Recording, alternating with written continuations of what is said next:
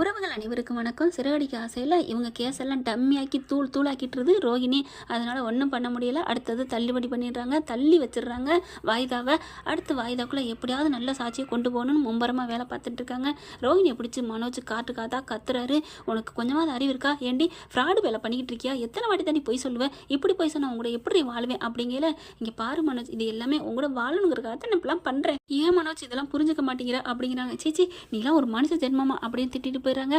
அடுத்து முத்து மீனா என்ன பண்ணுறாங்க, எப்படியாவது போயிட்டு அவங்க அம்மாவை தான் நம்ம கேட்கணும், ஏன்னா அவங்க அம்மா எங்கள் பேச்சை கேட்பாங்க அப்படின்னு வீட்டில் பேசிகிட்டு இருக்காங்க. விஜய் என்ன பண்ணுது, நல்ல ஐடியா, ஆனால் அவள் வருவாளா? கண்டிப்பாக வருவாங்க அப்படின்னு சொல்லிட்டு கேளு. இங்கே என்ன பண்ணுறாங்க, சரி நான் வெளியில் போயிட்டு வரேன் அப்படின்னு போகுதுங்க. கரெக்டாக சிந்தாமணி பார்க்குது. என்ன மாஸ்டர், கேஸ் இப்படி போச்சே, அவள் சரியான ஆளாக இருப்பா போல இருக்கே. ஆமாம், அவளாம் ஒரு மனுஷி. என்ன பண்ண போறீங்க மாஸ்டர்? அடுத்து என்ன பண்ணுறது? அடுத்த ஆதாரத்துக்கு தான் என் பிள்ளைங்க அலையிறாங்க. வேறு ஆறுதல் சொல்ல போகிறாங்களா? ஆதாரத்தை கொண்டு வர போகிறாங்களா அப்படின்னு கேட்க, நீ என்ன துரி கேட்குற? இல்லை கேட்டேன் மாஸ்டர், உங்களுக்காக நான் வேண்டுவில்லை, அதுக்கு தான். அதெல்லாம் ஒன்றும் இல்லை. அடுத்து அவள் ஆத்தாக்காரி தான் மீனாவுக்காக இறங்கி பேசுவான்னு பேசிக்கிட்டு இருந்தாங்க. போய் அடுத்து தான் அவங்கள தான் போய் பார்க்க போகிறான்னு சொன்னான். ஆஹா, இதுவா? சரிங்க மாஸ்டர், நான் வர்றேன் அப்படின்னு சொல்லிட்டு இது வேகமாக ரோஹிணிக்கு கால் பண்ணி சொல்லுது. ரோஹிணி என்ன பண்ணுது, அவளுக்கு இந்த அளவுக்கு இறங்கிட்டாளுங்களா? ஆனால் என் அம்மா இருக்காளே அப்படிங்கல. என்ன ரோஹிணி, உன் அம்மா சொல்லிடுவாளா? அவங்களுக்கு ஏற்ற மாதிரி சொல்லிடுவாங்களாவா? சும்மாவே ஆடும். எங்கள் அம்மா சும்மா உண்மை சத்தியம் நேர்மைங்கோ. ஐயோ, நான் எங்கள் அம்மாட்ட போய் பேசணுமே அப்படின்னு சொல்லிட்டு கிளம்புறாங்க. ஆனால் அதுக்குள்ளே முத்து மீனாவும் போய் அவங்க அம்மா பார்க்குறாங்க. பார்த்துட்டு அழுகுறாங்க. இந்த மாதிரி ரொம்ப உங்கள் பொண்ணு பண்ணியிருக்கு, என் புருஷனையே உயிரை இந்த உலகத்தை விட்டே போகிற அளவுக்கு பண்ணியிருக்கு தெரியுமா? எப்படி இப்படிலாம் பண்ணியிருக்குன்னு எல்லா கதையும் எடுத்து சொல்கிறாங்க. இவ்வளோ பண்ணியிருக்காளா அப்படின்னு அழுகுறாங்க. எங்களுக்காக நீங்கள் சொல்லுவீங்களா? நான் ஒன்று வாக்கு கொடுக்குறேன் அப்படிங்கிறாங்க. இங்கே பாருமா, என்னதான் இருந்தாலும் அவள் எவ்வளோ தப்பு பண்ணாலும் அவள் என் புள்ளம்மா, அவள் நல்லா இருக்கணும் தானே ஆசைப்படுவேன். அவள் வாழ்க்கை ஏற்கனவே நான் குழி தோண்டி புதைச்சிட்டேன். இப்போவும் நான் எப்படிமா பொய் சொல்ல முடியும்? அது பெரிய துரோகம் இல்லையா பெத்த பிள்ளைக்கு சொல்கிறது அப்படின்னு சொல்ல, இப்போவும் நாங்கள் சொல்கிறோம்மா, நாங்கள் நல்லவங்க தான். நீங்கள் உங்கள் மகக்கிட்ட நிறையா வாட்டி எங்களுக்காக வாதாடி இருக்கீங்க, அது நல்லா தெரியுது. இன்றைக்கும் இப்போவும் நாங்கள் அந்த வாக்கை காப்பாற்றுறோம். நீங்கள் மட்டும் வந்து சொல்லுங்கள், சொல்லி உண்மையிலே முறைப்படி டைவர்ஸ் ஆகட்டும். ஆனாலும் இன்னமும் சொல்கிறேன், உங்கள் பொண்ணு மனசார திருந்தி எல்லா மனசில் இருக்க அழுக்கு பூரா கழுவி எடுத்துட்டு முழுமையாக இனிமேல் உண்மையாக நான் வாழுவேன் அப்படின்னு சொல்லி மன்னிப்பு கேட்டு வந்துட்டா நாங்கள் தாராளமாக வாழ வைப்போம். நாங்கள் 2 பேரும் நினச்சா முடியும். நினச்சான்னு நாங்கள் அது கர்வத்தில் சொல்லலை. எங்களால் உங்கள் பொண்ணை வாழ வைக்க முடியுங்கிற நம்பிக்கை இருக்குது. ஆனால் மனசார மாறணும். உங்கள் பொண்ணு கொஞ்சம் கூட மாறவே இல்லையே, இன்னைக்கு வரைக்கும் பொய் தானே சொல்லிக்கிட்டு இருக்கு. நீங்கள் என்னம்மா சொல்கிறீங்க அப்படிங்கிற. அப்போது என் பொண்ணை நீங்கள் வாழ வைப்பீங்களா? ஆமாம், நான் என்னைக்காவது பொய் சொல்லியிருக்கேனா? தெரியும் தம்பி, உங்களை பற்றி தெரியாதா என்ன? நாங்கள் மெயினாக வாழ வைக்கிறோம் அப்படின்னு சொல்கிறதே கிருஷுக்காக தான். அவள் எங்கள் கூட வாழ்வேன்ல, நாங்களும் வளர்த்துக்குவோம்ல, இன்னும் நாங்கள் எங்கள் பிள்ளையாவே வளர்த்துக்குவோம், அதனால தான் சொல்கிறோம் அப்படிங்கிறாங்க. சரிம்மா, நான் கண்டிப்பாக சொல்கிறேன் அப்படிங்கிறாங்க. அதுக்கப்புறம் முத்து மீனாவும் அங்கிட்டு போகிறாங்களா. போன கையோட ரோஹிணி வந்துடுதுங்க. வந்துட்டு அப்படியே முறைச்சி பார்க்குது. என்ன வந்து சாட்சி சொல்லிட்டு போகிறாங்களா? ஏய், அப்படிலாம் சொல்லாதடி அப்படின்னு சொல்ல, இங்கே பார், நீ எனக்கு எதிராக சொல்லுவியா? நான் சொல்லுவேண்டி. என்னம்மா இப்பெல்லாம் பேசுகிற? நான் ஓம் பிள்ளைம்மா, நான் நடுத்தரில் நிற்பேம்மா. நீ சொல்கிற சாட்சி எல்லாமே முட்டுக்கட்டையாக போயிடுமா, என் குளோப்ஸால் ஆயிடுமா, எல்லாமே ஒன்றும்லாம் போயிடுமா அப்படிங்கிறாங்க. என் பார், என்ன குளோப்ஸால் ஆனாலும் பரவாயில்ல, எனக்கு ஒன்றும் பயம் இல்லை, நான் உண்மையை சொல்லுவேண்டி அப்படிங்கிறாங்க. ஏம்மா இப்பெல்லாம் சொல்லணும்னு நினைக்கிற? அது வேறு விஷயம்டி. இங்கே பாரு, நீ மட்டும் சொன்ன, இங்கே பார் அப்படின்னு சொல்லிட்டு டக்குன்னு அவங்க வாங்கிட்டு தாங்க போயிருக்காங்க. அவங்க அம்மா மிரட்டுறதுக்கு, இந்த தவறான மருந்தை நான் அப்பயே போட்டுட்டு நீ தான் காரணம் எழுதி வச்சிருக்கேன், இங்கே பார் அப்படின்னு காமிக்கிறாங்க. ஐயோ, இவன் என்ன இப்படி பண்ணாலும் பண்ணுவாளா?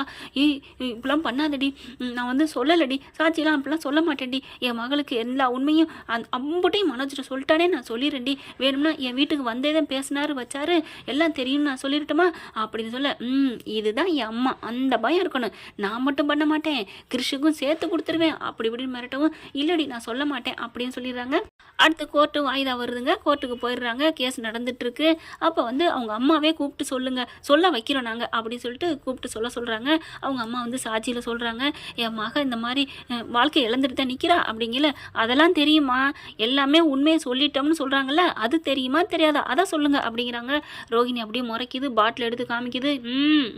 அப்படின்னு சொல்ல, இல்லைங்க, என் மக எல்லா உண்மையும் மனோஜிட்ட சொல்லிட்டாதான் அப்படின்னு முத்து மீனாவும் அப்படியே ஒரு மாதிரி ஆகுறாங்க. என்னை மன்னிச்சிருங்களே, நான் என்ன பண்ண முடியும் அப்படின்னு அந்த அம்மா சொல்கிறாங்க. அப்படியே பார்க்குறாங்க. சே, இந்த அம்மா என்ன இப்படி பல்ட்டி அடிச்சிருச்சே, கவுத்துருச்சே, ஐயோ அப்படி சொல்ல, யார் அது? எங்கள் அம்மா அப்படி தான் அந்த பல்ட்டி அடிக்கும் அப்படின்னு ரோஹிணி தனக்கு தானே மனசுக்குள்ள ரொம்ப சந்தோஷப்பட்டுக்கிறது. அவங்க அம்மா இப்படி உண்மையை சொன்னோன்னே ஒன்றும் பண்ண முடியாது கிருஷ்ணாராம், அவங்க அம்மாவே இப்படி சொல்லிட்டாங்களே அப்படிங்கல முத்து மீனாவும் அதிர்ச்சியாக இருக்கிற பார்க்குறாங்க.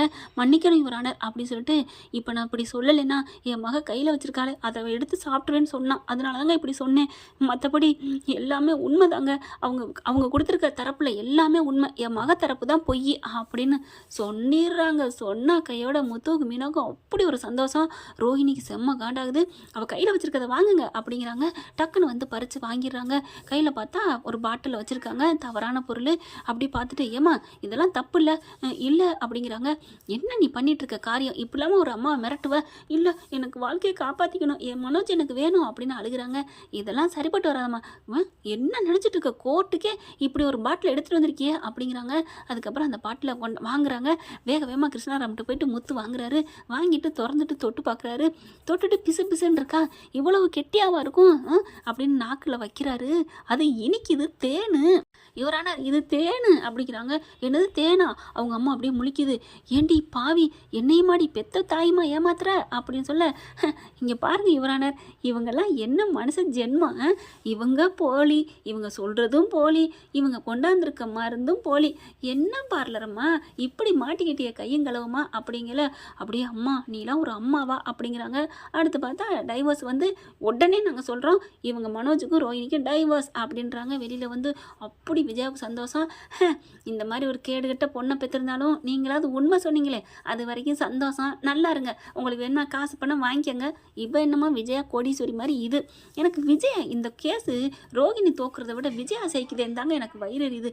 இந்த விஜயாவும் மனோஜும் கொஞ்சம் நஞ்சம் ஆட்டமாங்க ஆடி இருக்கிறாங்க. பாவி பாவி பெத்த தாயே இப்படி பண்ணிட்டேடி, நீ நல்லா இருப்பியா அப்படிங்கிறாங்க. இங்கே பாரு, மனோஜ் கண்டிப்பாக உன்னை ஏற்றுப்பாரு. ஏற்றுக்கிற அளவுக்கு முத்து மீனா பண்ணுவாங்க.